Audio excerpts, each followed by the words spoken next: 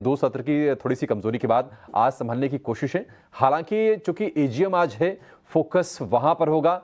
AGM आने से जो ऐलान जो निकलेंगे वो कहीं न कहीं रिलायंस की दिशा तय करेंगे और रिलायंस के साथ-साथ बाज़ार का भी मूड बिगाड़ेंगे या फिर बनाएँगे, दोनों ही संभव है।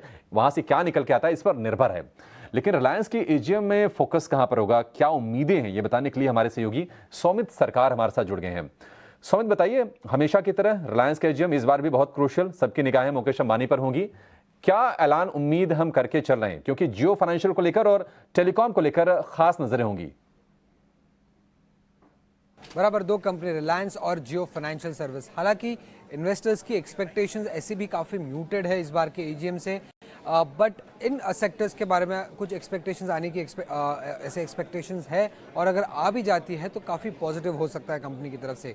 तो पहला टॉपिक है value unlocking. Last year chairman ने क्लियरली कहा था कि वो आरआईएल के मार्केट कैप को डबल करना चाहते हैं 5 साल में। तो अगर मार्केट कैप को डबल करना चाहते हैं तो वैल्यू अनलॉकिंग काफ़ी क्रिटिकल होगा। और वैल्यू अनलॉकिंग कैसे हो सकता है?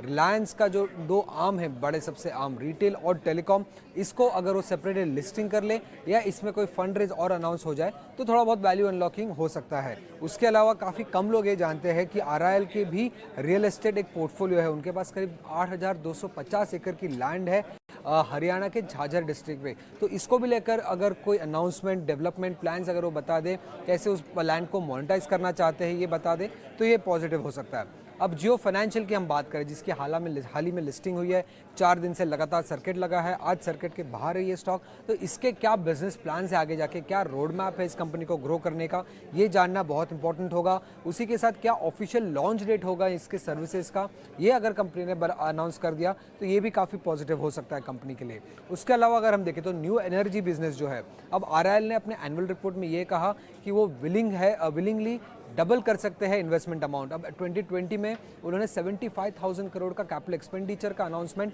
किया था, बट अगर इसको वो डबल कर देते हैं तो किस तरीके से वो इस कैपिटल एक्सपेंडिचर को यूटिलाइज करेंगे, ये जानना इंपॉर्टेंट होगा। आगे चल के क्या टाइमलाइंस है प्रोजेक्ट कमिश्निंग करने के, और पोटेंशियल अर्निंग्स पोटेंशियल क्या है इन प्रोजेक्ट से, ये जानना भी इंपॉर्टेंट हो सकता है। ऐसी कमेंट्री भी अगर आ जाती है एजीएम से तो काफ़ी पॉजिटिव हो सकता है कंपनी के लिए। और आखिर में अगर हम देखें तो टेलीकॉम बिजनेस में अब वो 5G स्मार्टफोन लॉन्च कर सकते हैं इस एजीएम में, और बट ये जो इस टाइम का जो 5G स्मार्टफोन लॉन्च होगा वो थोड़ा हायर एंड पे हो सकता है। पहले के जो फ़ोन्स थे वो काफ़ी लोअर एंड पे होते थे। इस बार का जो 5G स्मार्टफोन का लॉन्च का प्लान है वो करीब 10,000 के आसपास का होगा ये फ़ोन। तो ये फ़ोन अगर लॉन्च हो जाता है तो इसके साथ अगर 5G सेपरेट प्लान्स कंपनी ने अनाउंस किया तो वो एक पॉजिटिव हो सकता है। और उसी के साथ इस फ़ोन के लॉन्च के साथ कंपनी थोड़ा हायर एंड के सब्सक्राइबर को टारगेट कर रही है, तो ये भी टेलीकॉम बिजनेस के लिए पॉजिटिव हो सकते हैं। तो ये सारे सेगमेंट्स को लेके अगर आप देखेंगे तो जनरली अनाउंसमेंट्स एक्सपेक्टेड है, या इस सेगमेंट्स में अगर अनाउंसमेंट आ जाते हैं तो पॉजिटिव हो सकता है रिलायंस के लिए। ठीक है, शुक्रिया सौमित। तो बहुत बड़ी उम्मीदें नहीं है, लेकिन निश्चित तौर पर वैल्यू अनलॉकिंग को लेकर ग्रुप की तरफ से क्या डिटेल निकल के आते हैं इस पर फोकस ज़रूर रहेगा। लेकिन जियो फाइनेंशियल के बिजनेस कब शुरू होंगे, क्या उनके प्लान्स हैं, इसको लेकर नज़र रहेगी। क्योंकि जियो फाइनेंशियल हम देख रहे हैं कि डीमर्जर के बाद ये शेयर लिस्ट हुआ, 261 रुपये 85 पैसा इसका बेस प्राइस था।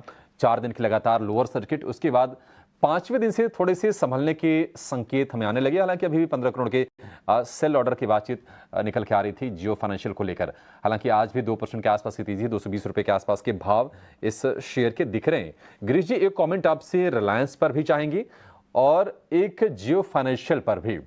जियो फाइनेंशियल ये कहा जा रहा था कि बुक वैल्यू करीब करीब 185 रुपये के आसपास है, वहां तक अगर शेयर जाकर सेटल होता है तो शायद लेने की कोशिश करनी चाहिए। क्या आपको लगता है कि वही एक फेयर प्राइस होगा, या फिर अगर स्थिरता के संकेत 1-2 दिन में आ गए अगर, तो ये भी ठीक है?